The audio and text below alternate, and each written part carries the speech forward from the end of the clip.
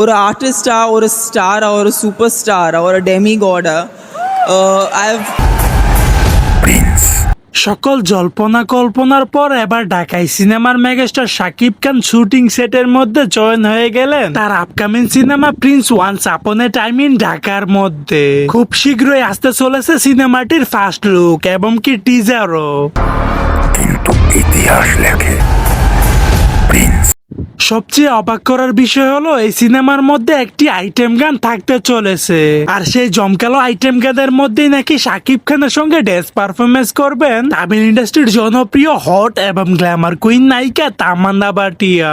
It's a slow thera wala song and it's a fast dancey song. So it's you normally have Tamannaah Bhatia জানিয়েছেন, আমি কখনো কল্পনাই করতে পারছি না বাংলাদেশি সিনেমার মধ্যে আমি অভিনয় করব, তাও আবার শাকিব খানের মতো এত সুন্দর হ্যান্ডসাম হিরোর সঙ্গে। আমি প্রিন্স, আমি খেলতে আসি নাই, আমি খেলা। সো দর্শক, আজকের এই ভিডিওটি এই পর্যন্ত। যদি ভিডিওটি ভালো লেগে থাকে তাহলে ভিডিওতে একটা লাইক, একটা কমেন্ট আর অবশ্যই চ্যানেলটি সাবস্ক্রাইব করতে ভুলবেন না।